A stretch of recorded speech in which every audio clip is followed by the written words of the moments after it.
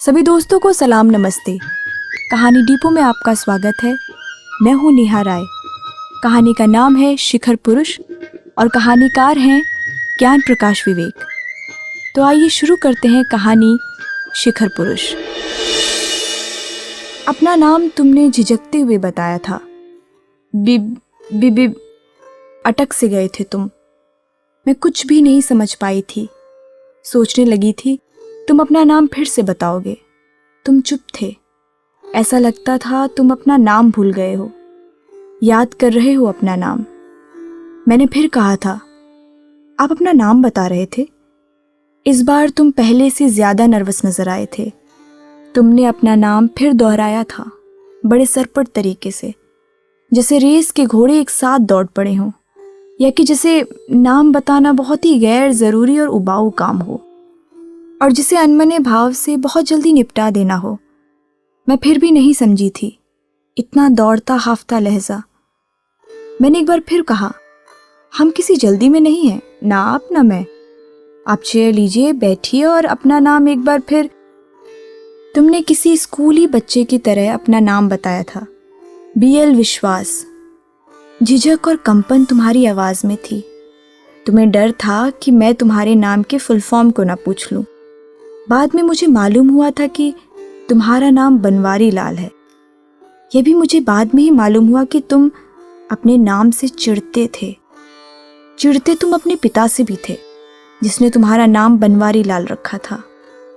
चिढ़ते तुम कई चीजों से थे, अपनी दरिद्रता से, लोगों की संपन्नता से, अपनी दयनीयता से, दूसरे की स्मार्टनेस से, दूसरों के अच्छे कपड़ों से, अंग्रेजी से, शायद पूरी कायनात से चिढ़ते थे तुम। मुझसे भी चिढ़ गए थे कि मैंने तुम्हारा नाम बार बार पूछा था। तुम्हें लगा था कि मैंने तुम्हारी रैगिंग की है। ये तुम्हारी गलत फहमी थी। गलत फहमियां पाले रखना तुम्हारा शौक था। ये तुम्हारा पहला दिन था, दफ्तर में पहला दिन। मुझे यहाँ 1.5 साल हो चुका था। मैं पर्सनल विभाग में थी। मुझे कहा गया था कि तुम्हारा ज्वाइनिंग लेटर ले लूं। तुम मेरे सामने बैठे थे, घबराए हुए, इधर उधर देखते। तुमने जेब से जंग खाई चाबी निकाली थी, कुर्सी की हत्ती पर घिसने लगे थे। यह बुरी बात थी, लेकिन ऐसा लगता था कि तुम व्यस्त रहने के लिए कोई काम ढूंढ रहे हो ताकि अपनी घबराहट छिपा सको। तुम्हारे लिए मैंने चाय मंगाई थी। तुमने चाय का कप दोनों हाथों से उठाया। कप इतना भी भारी नहीं था कि दोनों हाथों से उठाया जाता। मैं तो कहने वाली थी चाय का कप है, परशुराम का धनुष नहीं। कहा नहीं था मैंने, क्योंकि यह फप्ती तुम्हें बुरी लग सकती थी।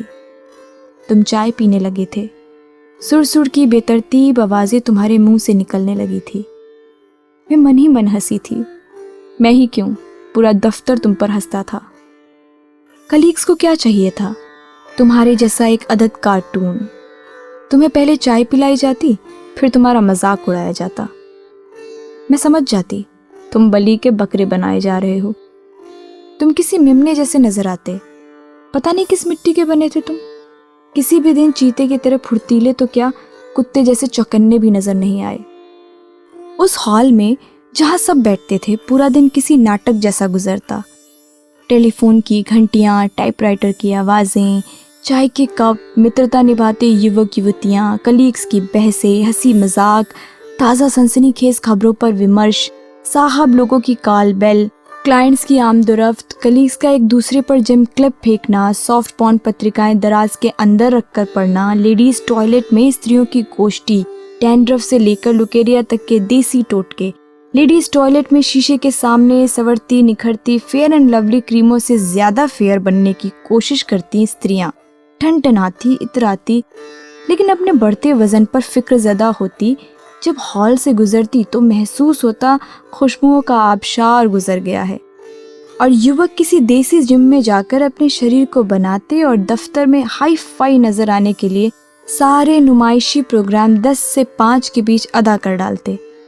पूरा दिन बहुत कुछ घटित होता, लेकिन मैं देखती, तुम अपनी सीट पर किसी वीरान टापू जैसे होने ना होने के बीच, हंसने और रोने के बीच किसी फाइल, किसी कवर नोट में, तो कभी किसी तिलचट्टे की तरह छिपे हुए नजर आते। तुम में ऐसा कुछ भी नहीं था कि कोई लड़की तुम पर रीझती। न तुम आकर्षक थे न स्मार्ट। सभी कलीग्स नौजवान थे, तेज तर्रार, चुस्त, खूबसूरत और नई काट की पोशाकें, बात करने का समझदार तरीका। वे हर एंगल से अच्छे, सम्मोहक लगते। लेकिन मुझे तुम्हारी बेचारगी ने आकर्षित किया था बनवारी लाल।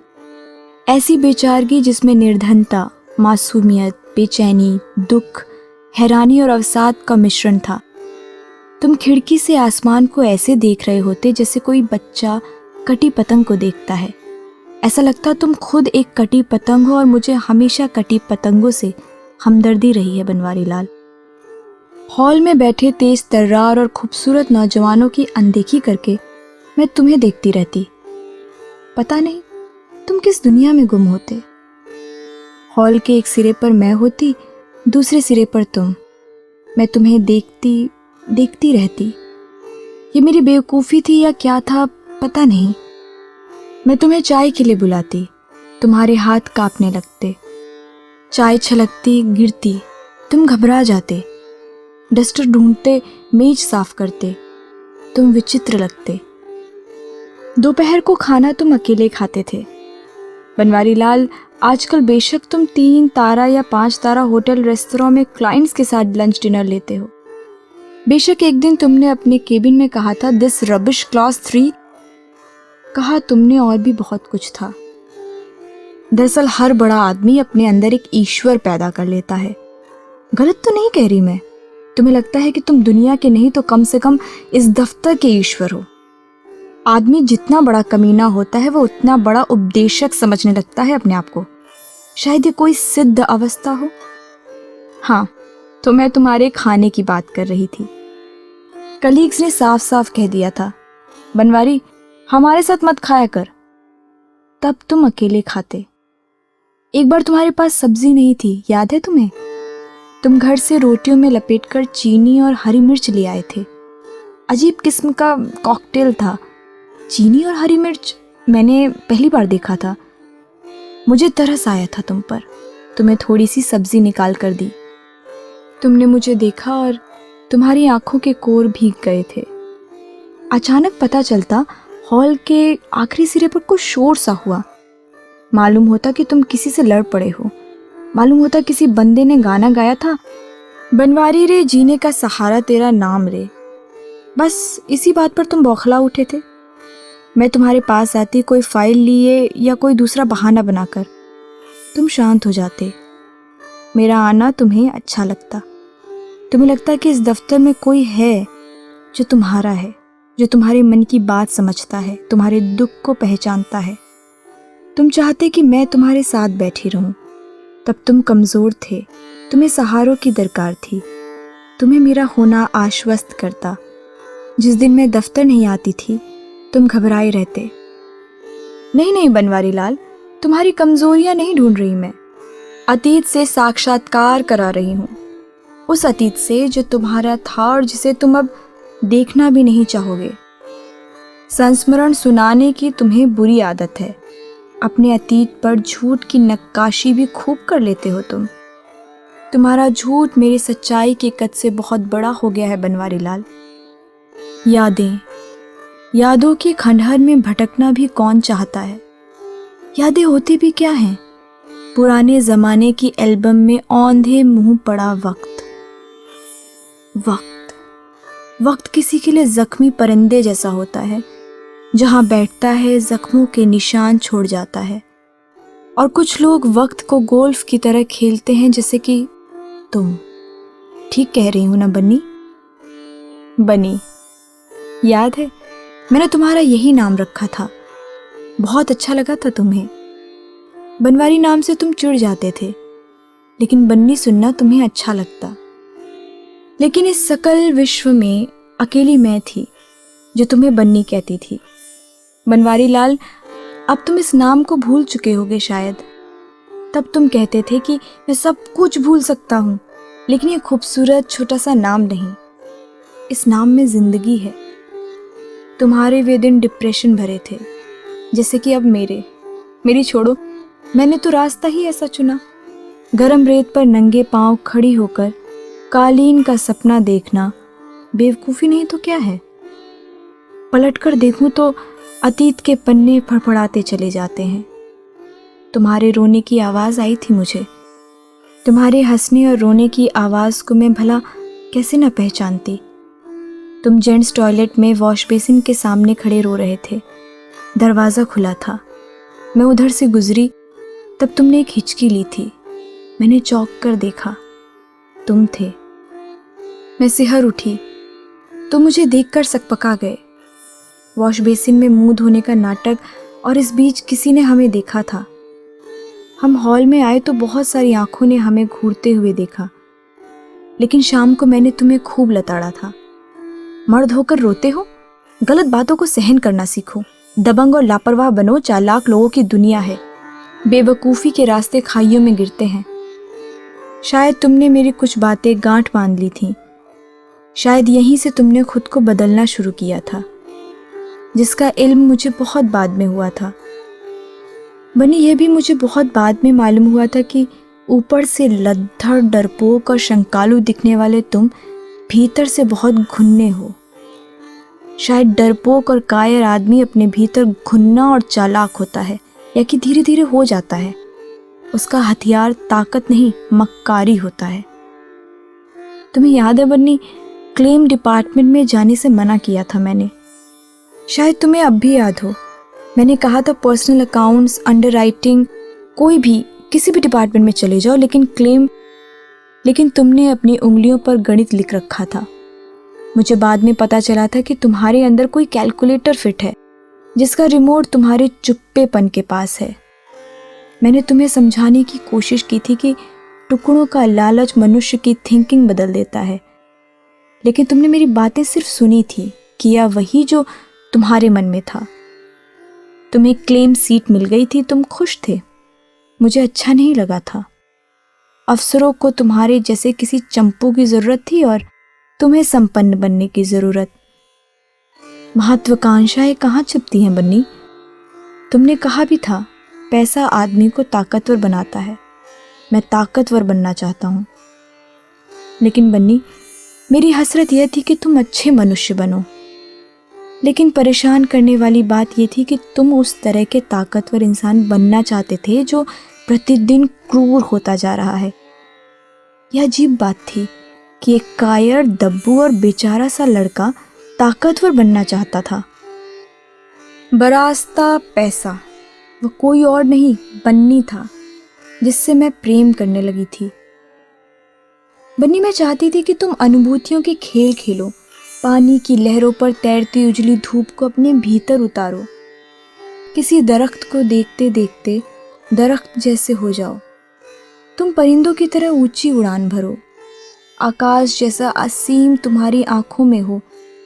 बन्नी, मैं चाहती थी तुम बंद कमरा ना बनो, ऐसा रास्ता बनो जो दूर तक जाता हो, जिस पर भावनाओं की पदचाप हो। मैं चाहती थी तुम किसी समंदर की तरह हो जाओ, मैं किसी नदी जैसी तुम्हारी जानिब बढ़ती चली आऊं। लेकिन क्लेम सीट का अपना रोमांच था। ये तमाम बातें तुम्हें फालतू और मूर्खतापूर्ण लगी थीं। तुमने अपनी आंखों पर रुमाल नहीं बल्कि कपड़े की पट्टियां बांध ली थीं। मुझे अच्छा नहीं लगा था। समझ जाना चाहिए था मुझे कि तुम्हारा रास्ता मेरे संसार के रास्ते से होकर नहीं जाता।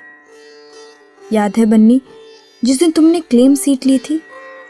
शायद उसी शाम को हम अतुल ग्रोव रोड पर चुपचाप चलते रहे थे। हम अक्सर शाम को इसी खामोश सड़क पर चलते चलते मंडी हाउस की तरफ मुड़ जाया करते। ये सड़क शांत रहती।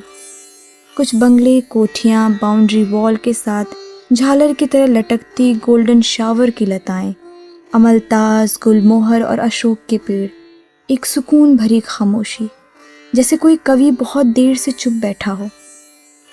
चलते चलते तुमने मेरा हाथ थाम लिया था। मैंने झटक दिया था तुम्हारा हाथ। तुम चौंक गए थे, डर गए थे। डरना तुम्हारी फितरत में था। तुम्हें हैरानी हुई थी। यही तुम होते जो इस वीरान, अकेली और नीम अंधेरी सड़क पर चलते चलते मुझे चूम लिया करते थे। तब तुम मुझे प्रेम की भावना से भरे युवक नजर आते थे। पर आज पर आज तुम्हारा मुझे हाथ पकड़ना भी अच्छा नहीं लगा था। मैं चुप थी, तुम चुप थे। ताज्जुब था, आज हमारे पास कोई भी शब्द नहीं था। उसके बाद वही तो हुआ था जैसा कि मैंने सोचा था। तुम बेहद व्यस्त हो गए थे, बहुत सारी नई बातें, चालाकियाँ, लटके झटके, तुम्हारा मुंह बनाकर आंखें बिचकाकर बातें करना, च्युइंगम चबाते रहना, client, surveyor, survey report, salvage. यह एक नई दुनिया थी। और तुम्हारी दोस्ताने वर्कशॉप वालों से थे, सर्वेयरों से थे। तुम सचमुच प्रभावशाली समझे जाने लगे थे। प्रभावित करने का एक अच्छा तरीका यह भी होता कि व्यवस्था के सामने कोई कर्मचारी केचुआ, कॉकरोच या ऋण विहीन कीड़ा बनता चला जाए। मैं तुम्हें देखती, बेचैन होती, तुम क्या से क्या बनते जा रहे थे। लोगों को तुमसे ईर्ष्या होती, मुझे दुख होता। मैं इसे पतन समझती। तुम्हारे लिए सफलता थी। बनवारी लाल, याद है तुम्हें? एक बार दबोच लिए गए थे तुम, बहुत मामूली सी बात पर। मामूली आदमी का मामूलीपन। तुमने सालवेज में पड़े रेडिएटर को चुपचाप बेच दिया था। तुमने कमाए थे 400 रुपये और गंवाई थी अपनी मनुष्यता। तुम्हें तब पता नहीं था कि सिस्टम के हाथ में खुरपी जैसी कोई चीज़ होती है जो आदमी की चमड़ी को इत्मीनान से खुरचती है। उन्होंने यही किया था तुम्हारे साथ। केबिन में बिठाकर वे हंसते रहे थे। उन्होंने तुम्हें जख्मी किया था और तुमसे पूछ रहे थे कि नमक कौन से ब्रांड का सूट करेगा तुम्हारे जख्मों पर। तुम डर गए थे। उन्होंने फैसला मुलतवी कर दिया था ताकि तुम दुविधा में रहो, तनाव में रहो, उनके रहमो करम पर रहो। याद है ना बन्नी, तुम मेरे पास आए थे। तुमने मुझे संसार का एक ऐसा कोना समझ लिया था जहां तुम्हें राहत मिलती थी। अजीब विडंबना है ना बन्नी, मैं तुम्हारा संसार नहीं थी, संसार का एक कोना थी, छोटा सा कोना। तब हॉल खाली हो चुका था। वक्त शायद 5:30 या फिर 6 का था। कुछ कलीग्स कैरम खेल रहे थे, कुछ ताश में व्यस्त थे। तुम मेरे सामने बैठे थे किसी डरे डरे बच्चे जैसे, उदास उदास, चुप चुप, निराश, शिथिल अवसाद से घिरे। पता नहीं क्या सोचकर तुमने मेरे हाथ पर अपना माथा टिका दिया था। मैंने अपना हाथ मेज पर रखा हुआ था। उस वक्त मैं घबरा गई थी, लेकिन तुम बहुत प्यारे भी लगे थे मुझे। मैंने थोड़ा डरते सकुचाते तुम्हारे सिर पर हाथ रखा था। तुम भावुक हो उठे थे। सिर उठाकर कहा था तुमने, बहुत अकेला पड़ गया हूँ जानकी। मैंने तुम्हारे होठों को अपनी उंगली से छूकर कहा था कि बुरा वक्त सबके सामने आता है। तुमने रुधे गले से कहा था, मुझे अपने आप से चिढ़ होने लगी है। मेरा मन हुआ था तुमसे पूछूं कि चिढ़ किस लिए होने लगी है, गलत काम किया इसलिए या कि गलत काम पकड़ में आ गया इसलिए। लेकिन मैंने कहा कुछ भी नहीं, क्योंकि यह वक्त तुम्हें कुरेदने का नहीं था, यह वक्त तुम्हें तसल्ली देने का था। शायद तुम्हें याद हो, अगले दिन हम जामा मस्जिद के पिछवाड़े से एक पुराना रेडिएटर खरीद कर लाए थे। सालवेज में रख दिया था। हिसाब किताब पूरा, चैप्टर क्लोज, मामला रफा दफा, तुम बच गए थे। तुम खुश थे। तुम्हारी खुशी मेरा सुख था बन्नी। तुम खुश थे, मैं सुखी थी। मुद्दतों बाद शाम को हम फिर अतुल ग्रोव रोड पर निकले थे। वह जाड़े की सर्द शाम थी। अंधेरा जल्दी ही इमारतों पर, दरख्तों पर गिर गया था। सड़क पर दुधिया रोशनी का सैलाब था, लेकिन सड़क सुनसान थी।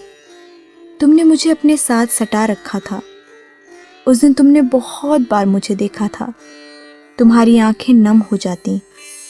तुम मुझे प्यार करने लगते, मैं मुस्कुरा देती। ऐसा लग रहा था जैसे हम मोहब्बत की सालगिरह मना रहे हैं। पता नहीं क्यों उस दिन मुझे ऐसा लगने लगा था कि तुम लौट आए हो मेरे पास। अपने बनवारी लाल को पीछे छोड़कर तुम मेरे बन्नी हो गए हो, मुकम्मल मेरे बन्नी। हम त्रिवेणी में बैठे रहे थे देर रात तक। बाहर बैठना हमें अच्छा लगता। यहाँ फूल, पत्तों, लताओं की छत थी। कुछ पत्ते बिल्कुल हमारे पास अटखेलियाँ कर रहे थे। मैं पत्ता तोड़ती, उस पर लिखती बन्नी, फिर वही पत्ता तुम्हें दे देती। तुम देखकर हंस पड़ते। तुमने संजीदा होकर पूछा था, घर नहीं जाओगी जानकी? मैंने हंसते हुए कहा था, घर तो मेरे सामने बैठा है। तुम पता नहीं किस बात पर बहुत गंभीर हो गए थे। शायद किसी गणित में उलझ गए थे तुमने इतना कहा था, पगली हो। मैंने गहरी सांस ली थी। कहा था, मेरी तरह जीवन शैली जीने वाले या तो पिछड़ जाते हैं या फिर पागल समझ लिए जाते हैं। बन्नी, मैं पागल तो नहीं हुई, पिछड़ जरूर गई हूँ, लेकिन खुद को खोया नहीं मैंने, अपनी निजता को बचाए रखा है। और तुमने अपनी मनुष्यता को किसी डस्टबिन में डाला और आगे बढ़ गए।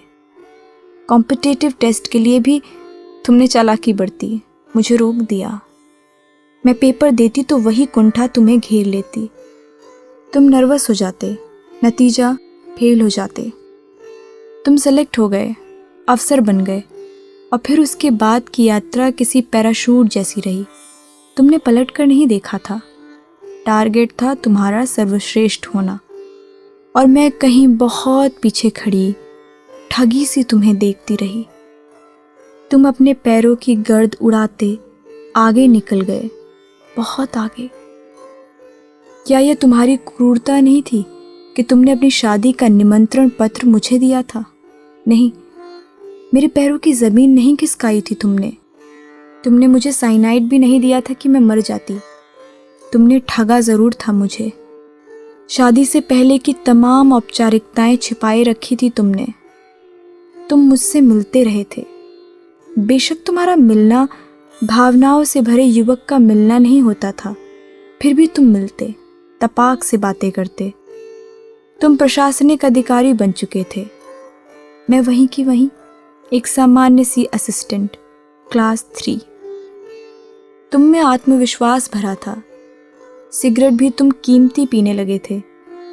अपने छोटे से केबिन में जब तुमने अपनी शादी का कार्ड दिया तो मैं हतप्रभ रह गई, जैसे अचानक किसी ने मुझे अंगारों के बीच फेंक दिया हो, जैसे अचानक किसी ने मेरे अंदर से मेरी आत्मा को निकाल लिया हो, जैसे अचानक किसी ने मेरी सोचने की ताकत छीन ली हो।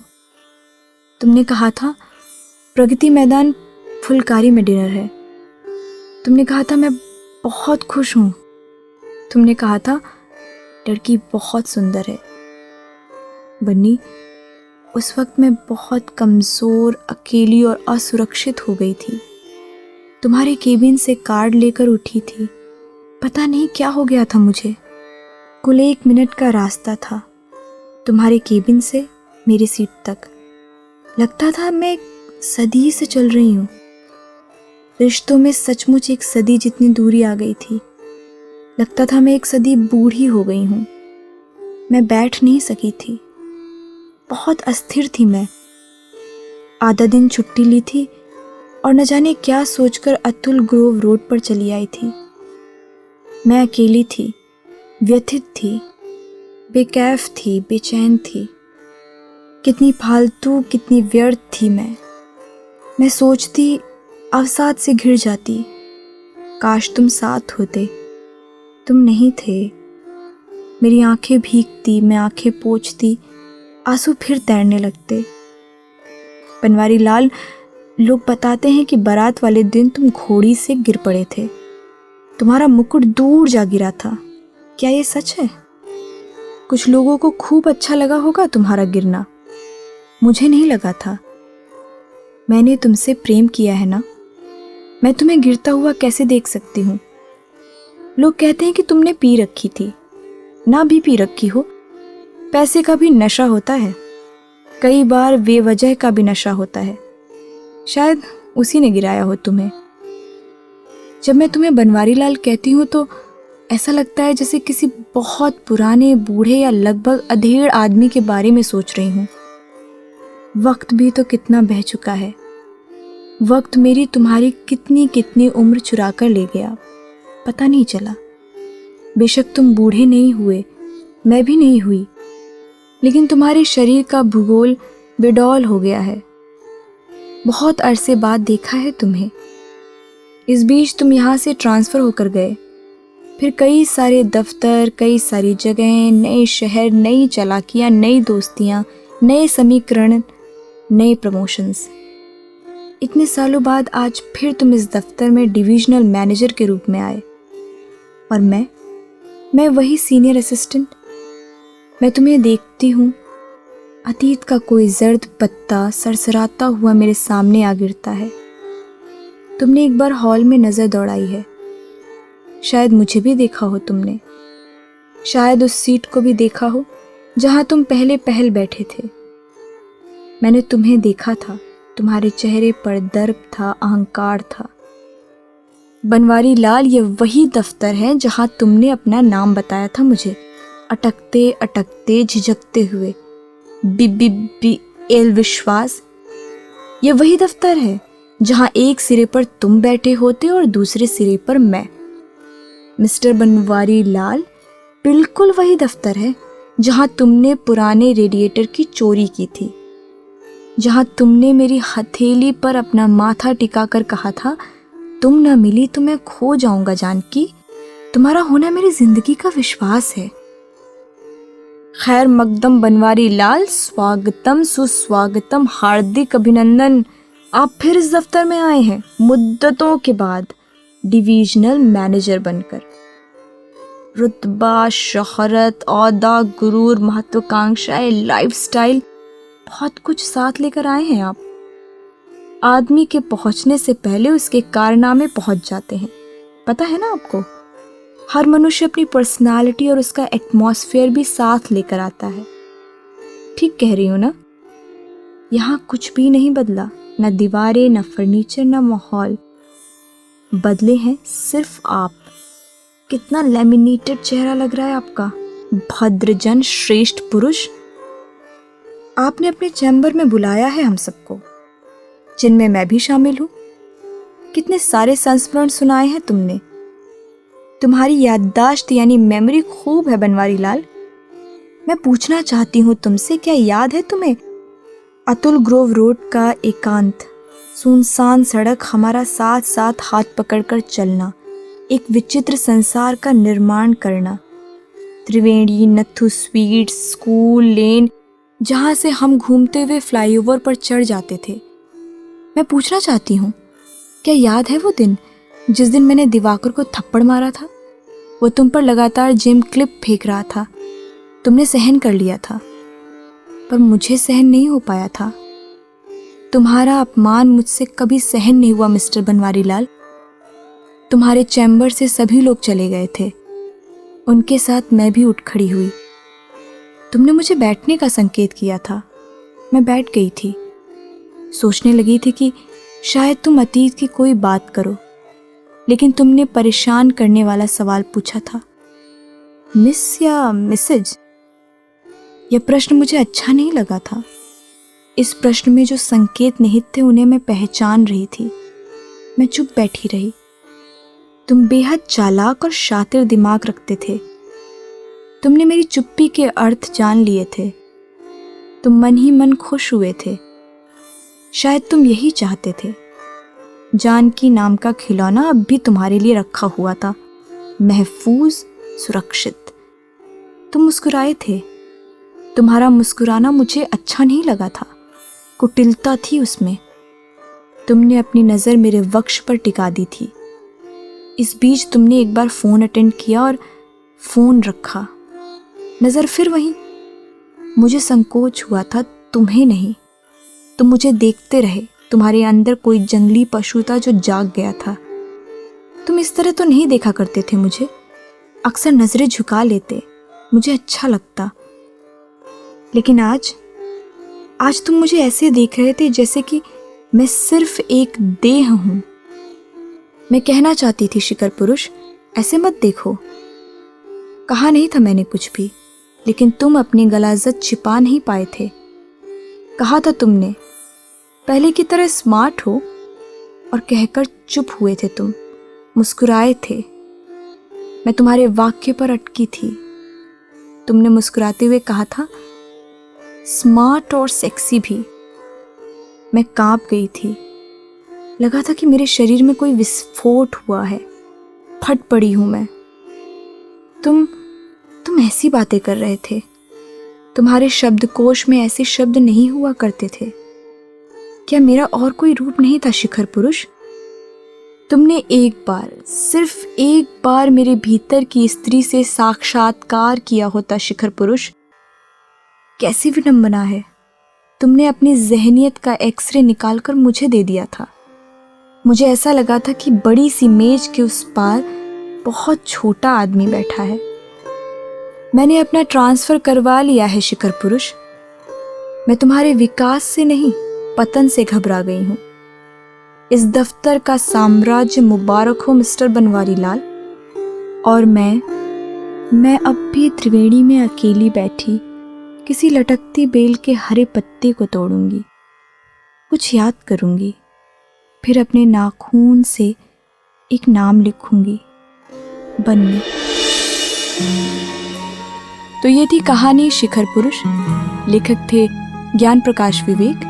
आपको ये कहानी कैसी लगी हमें ज़रूर बताइए, क्योंकि आपकी प्रतिक्रिया हमारे लिए बहुमूल्य है।